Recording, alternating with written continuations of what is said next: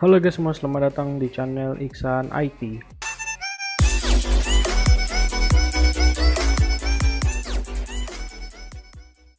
Oke guys, selamat datang di channel Iksan IT. Di video kali ini gua bakal ngebahas tentang racik ya, bukan ngerakit tapi kita bakal ngeracik spesifikasi untuk PC yang pastinya ini kere hore banget cuy, dan yang pastinya ini bisa main game-game yang ya lumayan berat ya, bukan terlalu berat coy tapi lumayan lah. Nah, so langsung aja tanpa banyak basa-basi, di video kali ini gue bakal ngeracik PC dengan harga 2 jutaan coy. Ya 2 jutaan guys ya, tapi ini enggak 2 jutaan juga karena ya kalian tahu harga PC itu mulai sekarang ini udah gila-gilaan coy. Oke guys, langsung aja untuk di video kali ini kita bakal ngeracik PC seharga 2 jutaan. Jadi gue ini udah siap. Oke guys, langsung aja ini kita mulai dari prosesor teman-teman. Oke teman-teman, jadi untuk prosesor di sini kita menggunakan Core 2 Quad Q8400. Nah, ini prosesor jadul ya. Jadi kenapa kita pakai Q8400? Oke, di sini kita bahas dulu ya teman-teman.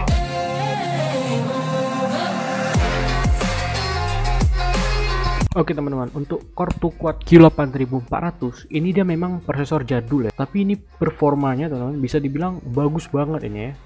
Untuk low range, untuk kelas low ini masih bagus sekali cuy. Jadi di sini kita lihat ini Core 2 Quad Q8400. Jadi Core 2 Quad ini banyak ya, dia banyak keluarganya. Nah, di sini kita ambil yang Q8400 saja nih. Oke, jadi kita langsung bahas ke spek intinya aja. Di sini dia make 2,66 GHz. Nah, jadi 2,66 GHz ini udah lumayan tinggi coy. Dan cache-nya ini 4 MB. Dan untuk RAM dia bisa support sampai 133 MHz. Oh ya, prosesor ini base-nya dia udah 45 nanometer. Ya gede sih, gede banget malahan ya. Untuk zaman sekarang itu udah ada yang 7 nanometer coy. Ini masih 45. Dia 4 core 4 thread. Nah, ini yang gue bilang bagus. Yang gue bilang memang prosesor ini masih bagus banget ya walaupun udah tua. Dia memang prosesor udah tua, tapi dia 4 core 4 thread teman-teman. 4 core 4 thread itu kalian ngejalanin kerja berat itu masih oke banget coy, masih bisa diandelin ya, masih sangat mumpuni banget coy. 4 core 4 thread untuk di tahun 2021 ini. Untuk main game juga masih oke, untuk kerja berat masih oke juga ya coy. Oke, ini cache-nya seperti gue bilang tadi 4 MB L2 cache, bus speed-nya bisa sampai 133 dan TDP-nya 95 watt.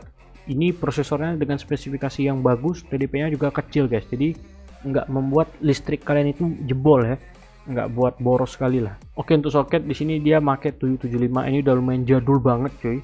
775 ini. Oke, di sini kita bahas teknologi ya. Jadi ya untuk Intel Turbo Boost itu udah nggak ada, Hyper Threading nggak ada, VTX ada. Nah, VTX ini itu lumayan penting cuy. VTX ini misalnya kalian ngejalanin emulator ya. Ini kita ambil contoh simple aja guys. Misalnya kalian kayak emulator Nox, LD Player atau Memo. Nah, VTX ini sangat penting guys, karena kalau prosesor nggak ada VTX itu tuh emunya kayak apa ya, kayak nge-lag parah coy. Intinya emunya tuh nggak bisa ngebaca gitu. Jadi prosesor itu kalian kalau mau beli prosesor itu minimal harus ada lihat VTX nya ini ya. VTX ini biar bisa ngejalanin emu. Itu contoh simple guys, biar bisa ngejalanin emulator aja gitu. Untuk instructionnya dia udah 64 bit ya, jadi ini bukan prosesor 32 bit coy. Itu kenapa gue bilang tadi Core 2 Quad Q8400 ini masih sangat layak untuk di 2021 ini dengan spesifikasi low ya guys. Untuk harga di sini dia 150.000 dan ini harga bukan gua karang, tapi kita bisa ngecek di sini ya guys.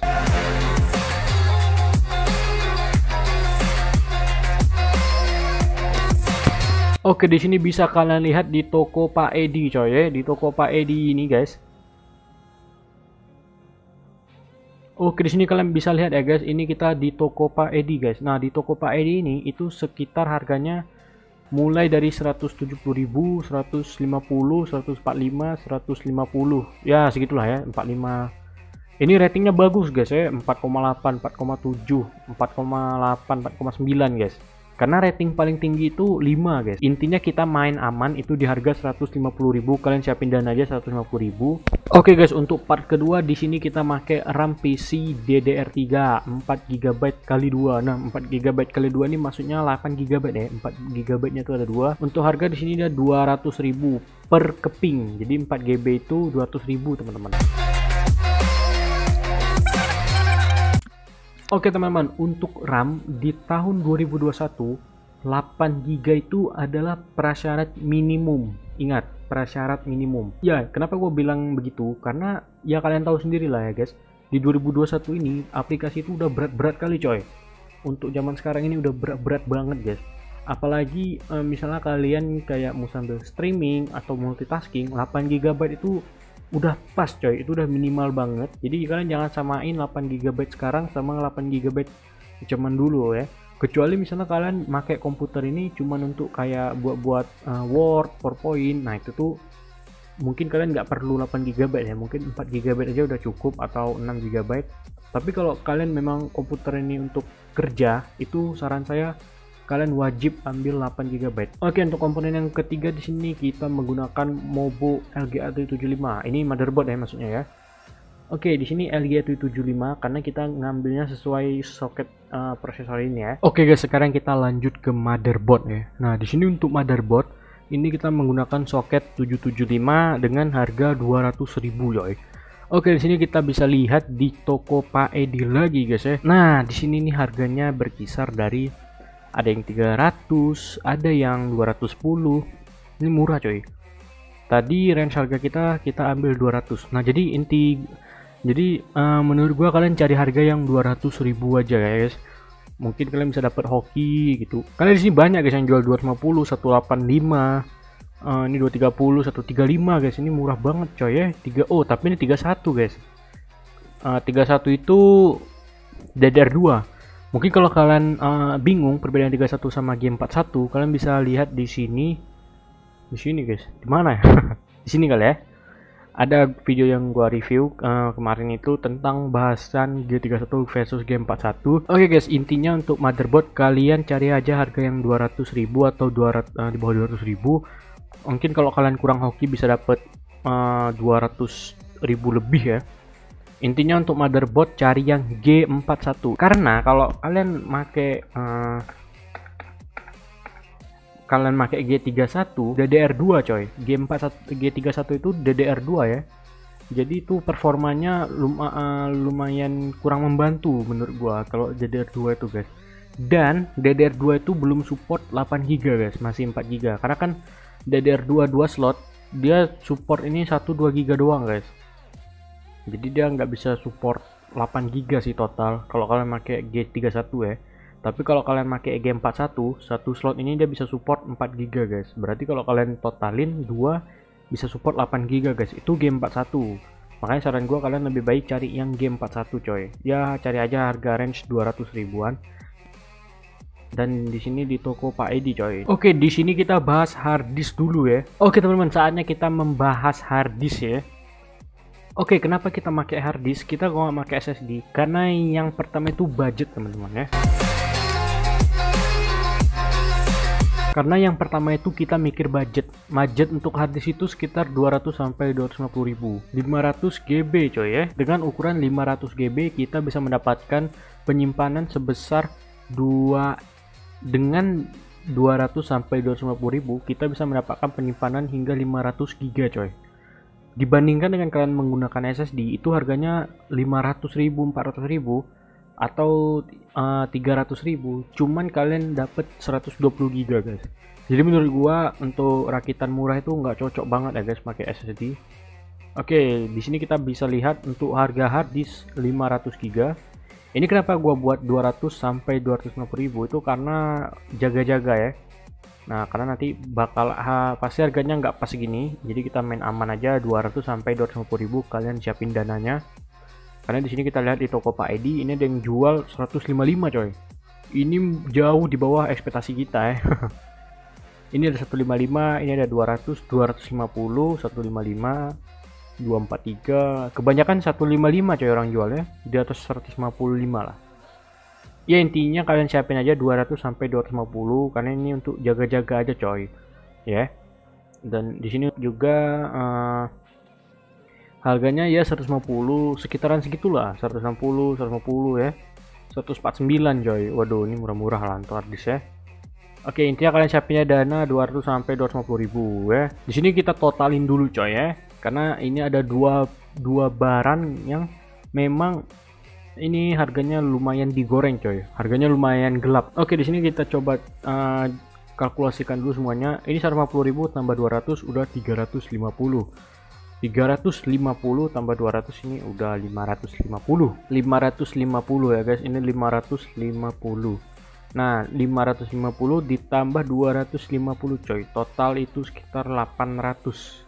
800. Kita budget 2 juta. Berarti kalian ada sisa 1,2 guys. Oke, langsung saja 1,2 juta. Di sini kita bakal masuk ke pembahasan yang lebih dalam, yaitu kita bakal ngebahas VGA sama PSU guys. Tapi kita bahas PSU aja dulu ya, PSU dulu guys, karena PSU ini ya percuma gitu, kalian bisa beli PGA nggak bisa beli PSU cuy. Jadi kita bahas PSU aja dulu. Di sini kita lihat PSU FGA 450 watt.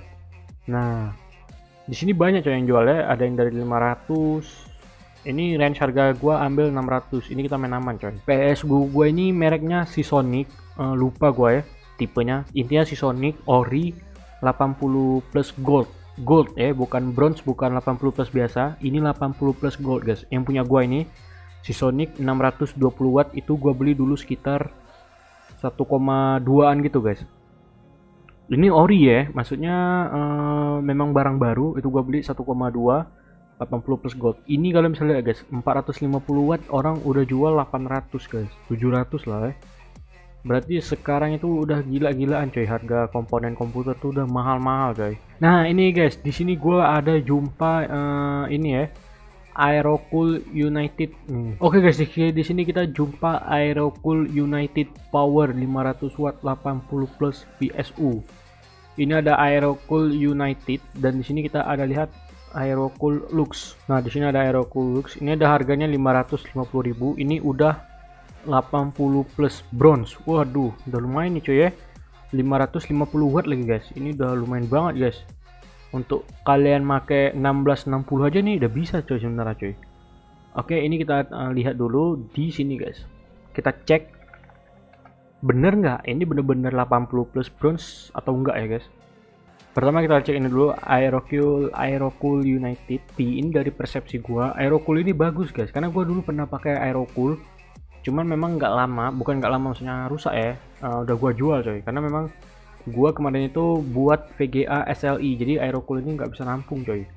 Jadi intinya menurut gua Aerocool ini bagus coy. Untuk rentang harga 450.000 kalian udah dapat 500 watt 80 plus biasa ini kayak. Oh ya benar, ini 850 biasa guys. Ini 80 plus biasa ya, bukan yang 80 plus bronze, gold atau yang lain-lain coy. Oke, di sini ada lagi satu lagi, yaitu Aerocool RGB Lux 550 watt 80 plus bronze. Nah ini yang gua bilang gila ya, ini 500.000 udah dapet 800 plus bronze coy. Mungkin ini bisa jadi pertimbangan kalian untuk merakit PC, karena ini waduh ini lumayan bagus cuy ya. Gua nggak bisa berkata-kata lagi cuy. PSU ini kita bilang lah 550.000 ya. Nah ini banyak guys, ini kalian bisa pause atau screenshot. Nah ini ada yang saranan gua, pertama itu kalian bisa pilih dua ini dulu. Kalau memang dua ini nggak ada, kalian bisa cari yang di sini guys. Oh iya, tambahan untuk VGA itu, kalau kalian sering lihat orang rakit PC dia pakai PSU Korea, nah itu gini ya guys, bukannya gua ngejelekin ya, tapi menurut gua lebih bagus kalian tuh pakai PSU yang memang bener gitu, yang jalannya itu memang bener ya. Jangan pakai PSU yang abal-abal guys, kayak PSU Korea, habis itu PSU yang memang nggak ada label, nggak ada nama, tapi ditulis 80 plus. Nah itu kalian jangan tergiur guys, memang itu harganya sekitar 100-200 ribu coy. Tapi kalau PSU itu rusak, wah itu bisa ngerusakin VGA, motherboard, prosesor RAM. Nah intinya menurut gue tuh kalian jangan pernah build PC itu pakai PSU yang abal-abal ya guys. PSU Korea itu jangan cuy, percaya omongan gua. Lebih bagus kalian buang uangnya itu mungkin lebih banyak di PSU ya guys, dan yang lain-lainnya itu standar, karena PSU itu jantung dari komputer kalian guys. Oke, untuk Vega di sini pilihan pertama gue tuh jatuh kepada GTS 450. Nah, kenapa gue bilang GTS 450 bang? Nah, di sini kita coba cek speknya dulu ya guys. 450. Oke guys, kenapa gue bilang kita menggunakan GTS 450 coy ya? Di sini gue mau jelasin dulu, GTS 450 ini sebelumnya gue udah pernah pakai coy, dan performanya ini memang bener-bener Yahoo ya. Wah, memang bener-bener mantep coy. Oke, di sini langsung aja kita bahas yang inti dari speknya langsung coy. Oke, intinya itu dia memorinya udah 1 GB, 1 GB loh.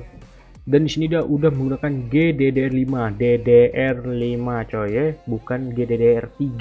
Di sini kenapa gua bilang bagus? Ya, itu dia tadi guys, dia udah 1 GB dan GDDR5.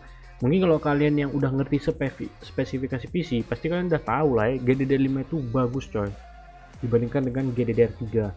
Dan dia ini udah 128 bit, jadi bukan 64 bit kayak 1030 coy, GT 1030. Nah, itu masih 64 bit kalau nggak salah gua ya. Dia banyak pilihannya, itu banyak variannya coy. Intinya GTS 450 ini dia udah 1 GB dan GDDR5 128 bit coy. Oke, di sini udah dijelasin juga untuk recommended gaming resolution dari 6480. Ini jelek banget coy ya. Ini burik coy. Ada 720, dan ini untuk standar coy 768. Jadi dia untuk mainin ke 900 ini udah hati-hati aja kalian ya. Karena ini udah lumayan berat. Ini udah berat.